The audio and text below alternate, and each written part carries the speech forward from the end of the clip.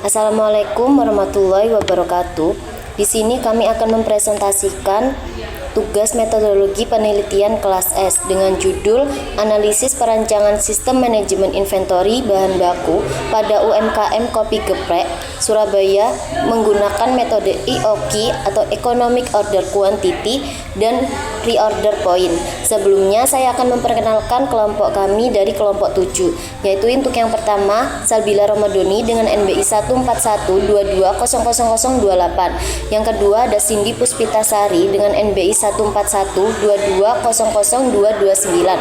Yang ketiga ada Tegar Nurfahada dengan NBI 14122000263. Yang terakhir yaitu ada Khalid Meidiansyah dengan NBI 14122000286. Latar belakang pengelolaan persediaan UMKM Kopi Geprek Surabaya saat ini masih bersifat konvensional dan intuitif. Penelitian ini bertujuan mengimplementasikan metode EOQ dan ROP untuk menentukan ukuran IoT pemesanan ekonomis dan titik kritis pemesanan kembali demi efisiensi modal kerja. Untuk datanya, kita akan mengambil data historis 12 bulan, yaitu dari Januari sampai Desember 2025. Untuk fokusnya kita fokus pada daging ayam dan biji kopi. Untuk hasilnya yaitu peningkatan profitabilitas melalui efisiensi biaya. Identifikasi masalah. Yang pertama yaitu ada sistem intuitif, yaitu pencatatan semi manual dan kebijakan buffer stok tebakan 10% sampai 15% tanpa dasar ilmiah. Yang kedua ada overstock, yaitu penumpukan bahan baku segar yang memicu degradasi kualitas dan pemborosan listrik freezer. Yang ketiga ada stock out, yaitu kehilangan potensi penjualan harian akibat keterlambatan pasokan atau lead time 1-3 hari. Pada penelitian ini metode yang kami gunakan ada dua, yaitu Economic Order Quantity atau EOQ dan Reorder Point atau ROP. Untuk Economic Order Quantity-nya menentukan jumlah pesanan optimal untuk meminimalkan total biaya ketahunan. Rumus EOQ adalah 2 kali D kali S dibagi H, atau D adalah demand, S adalah order cost, sedangkan H adalah holding cost.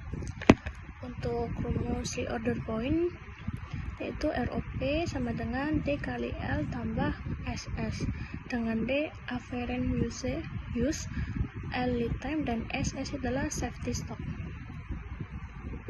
Nah, di sini ada data historis konsumsi yang kami pilih atau kami dapatkan berdasarkan operasional 300 hari kerja aktif selama periode Januari sampai Desember 2025. Untuk konsep optimalisasi keseimbangan biaya, metode EOQ mencari titik terendah antara biaya penyimpanan dan biaya pemesanan dengan beralih dari pembelian eceran mingguan ke lot EOQ. Oprek dapat menekankan frekuensi pemesanan tanpa mengorbankan kualitas bahan baku. Dengan Z-score service levelnya yaitu 90%. Standar deviasi ayam 1,50 kg dan standar deviasi kopi 0,17 kg. Lalu untuk hasil optimasi EOQ 137 kg ukuran pesanan optimal, frekuensi 11 kali per tahun. Lalu untuk interval kurang lebih 27 hari kerja, safety stock 2,48 kg, untuk reorder point 7,48 kg. Lalu untuk pemesanan kembali dilakukan saat stok fisik di freezer menyentuh level kritis yaitu 7,48 kg. Lalu untuk biji kopi segar hasil optimasi EOQ 64 kg. Untuk pesanan optimalnya frekuensi itu 3 kali per tahun, intervalnya itu 100 hari kerja.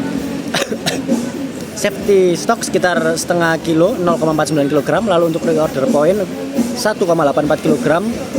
Jadi volatilitas kopi lebih tinggi dari yang sebelumnya sehingga pemesanan dilakukan lebih awal atau lead time 3 hari.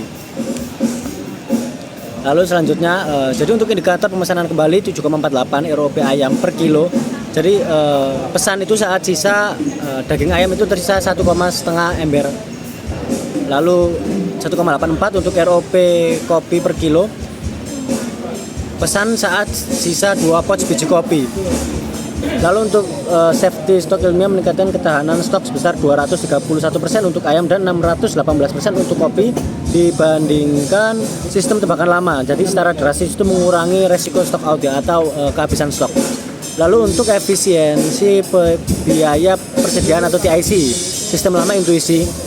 Jadi Rp2.920.288. Untuk sistem EOG susulan Rp703.000, total penghematan 75%, 75,9%. Jadi untuk potensi dana yang akan terselamatkan itu sekitar 2,2.017.288% rupiah per tahun.